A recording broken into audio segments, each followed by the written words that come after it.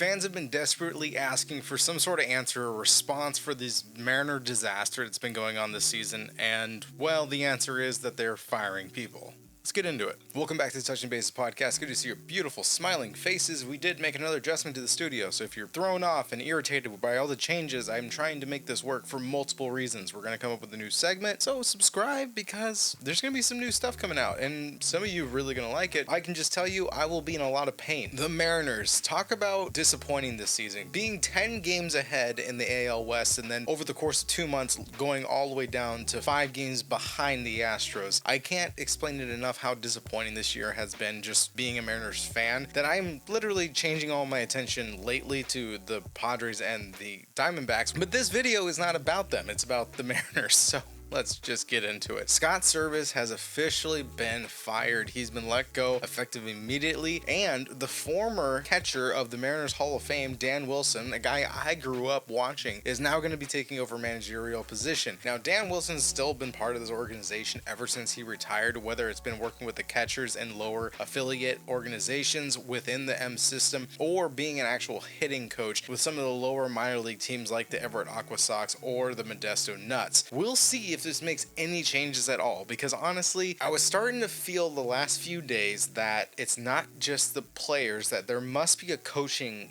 issue that's going on within here. I'm not going to say that it was all Scott Servais' fault. He is definitely the fall guy for their mistakes. He's got to take the blunt force hit because we need to have players on the field.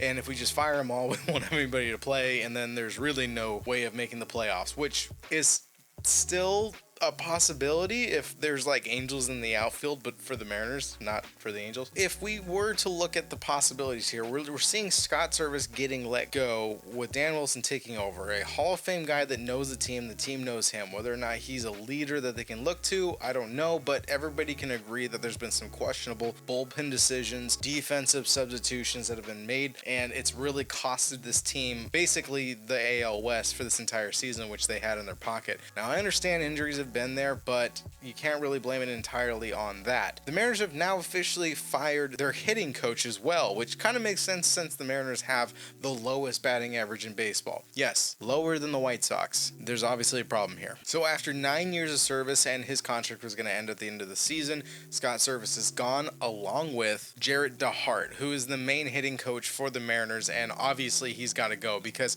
whatever he's doing is obviously affecting this team at this point, whether it's morale or whether it's mechanics. When you look at the players that we've received over this trade deadline, including Justin Turner, who was hitting pretty well for the Toronto Blue Jays this season, and then Randy Arozarena, who was really heating up in the month of July, they both have arrived, and in the last 3 series, Justin Turner's hitting 130 batting average, and Randy Arozarena is hitting a .074 batting average. On the other side, as far as pitching, I don't know what's going on there. Jimmy Garcia has only pitched 2 innings in the last 3 series, and he's given up 4 runs. ERA's just spiked drastically. I can't tell if this is the morale issue or if it's just bad coaching and telling them to do stuff that's just not working. Now, in the offseason, when they hired Brant Brown, who was really known for giving the strength to the offense of the Marlins last season, and he was let go May 31st, we saw 0 change in the offense. In fact, you can say it's gotten worse to this point. But now with DeHart going away, that would leave one batting coach, and that would, of course, be Tommy Joseph. So he has a pretty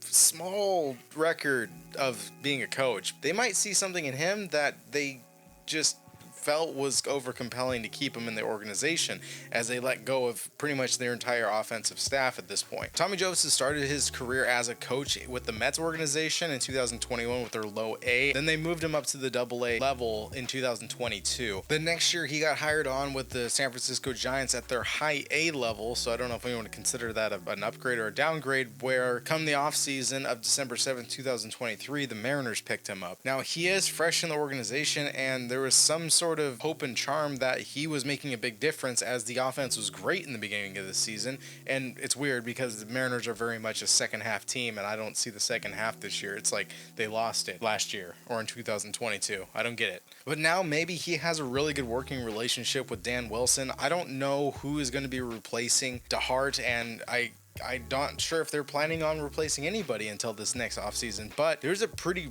brutal schedule ahead for the Astros, and maybe that means that they're going to lose quite a few series moving forward, and this might be the only opportunity that the Mariners have to gain those 5 games back. It is still possible. That's the reason why I say maybe there's a chance the bats can come alive, but I think there's also got to be like a morale boost, because it seems like everybody's down. The clubhouse does not seem excited.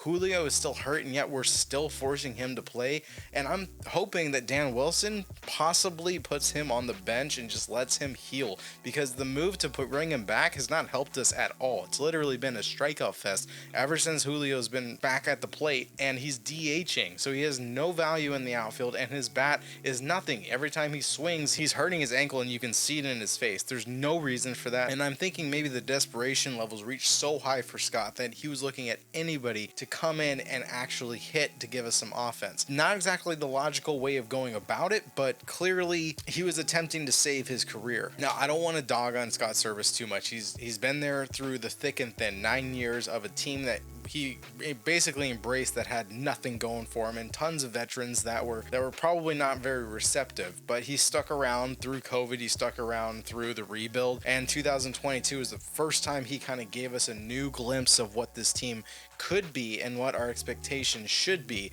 And instead of just assuming it's a team to go watch and nobody should pay attention to them, but we can go watch the Seahawks instead. And at this point, every Mariner fan is extremely pissed off with the way this season has gone. I don't want to give up on them, and that's the beautiful thing about Mariners fans. They just don't give up on their team, but they are pissed. So maybe this change will spark a light. They'll give them a path to take over the AL West again here in the second half and maybe make the playoffs. So would I expect a World Series? Absolutely not, but it would be exciting just to see them make at least a wild card spot. All right, it's time to tag up on some news. Aaron Judge is running on pace for 60 home runs this season, which is like, I don't know if he's going to break his record, but I'm hoping he does. He just hit his 46th and 47th home run yesterday. And if I'm correct, and I could look this up, but I'm just going to go ahead and assume, I think he hit his 48th home run. I thought I saw somewhere on my notifications. So Judge is very much on pace to break his own record. He's on pace to not only break the MLB record again, but he's beating himself, and he's showing why he's probably going to end up being the MVP, which honestly kind of sucks for Bobby Witt, because Bobby Witt Jr. has been so good this year, but you can't really take an MVP away from someone who breaks a record for most home runs in a season. Joey Votto, the former MVP for the Reds, he has officially said he's done. He's going to be retiring at the end of the season. So he got his time with the Reds. He was able to go back to the fans, and he's now concluding his career, which he did amazing. He'll probably end up being a Hall of Famer here soon. Elly De La Cruz stole a base yesterday. Yeah, there's more to that. He joins the 2060 club. So he has stolen 60 bags this season and has hit 20 home runs. That's the 5th person to ever do that since 1900. We're talking 124 years. There's only been 5 people to do it. So congrats to Elly De La Cruz. I just wish that the Reds would maybe spark up their bats a little bit more so they can make the playoffs. This is a season that you would want to take someone on such a incredible performing season and go and take it into October. On a not so exciting feat, but we still need to mention him, and he actually deserved to be in the All-Star game. If you saw an older video, I made my claims about this. I'm a little upset. Francisco Lindor has officially joined the 25-25 club. He's hit 25 home runs, stolen 25 bags. Another player that's carrying this Mets team, even though they had a few rough series lately, he's still showing why he's making the money that he is, despite the rough start that he had this season. And August 22nd marks the day that we remember the Texas Rangers putting up 30 runs against the Baltimore Orioles. Still blows my mind how there's not a rivalry between these two, because I don't know any team that doesn't have some sort of mercy rule where you just, I don't know, simply stop running home when you get a hit. If you get a hit, you get a hit, that's fine. But they were piling it on and pushing it as far as they possibly could. And 30 runs were put up, which I've never seen before. But it did happen on August 22nd. So something to remember. Hit the like if you reached it this far in the video. Honestly, love to see you guys making it here. But leave a comment down below. Like, tell me, what do you guys think about this whole Scott Servais firing and then DeHart getting let go as well?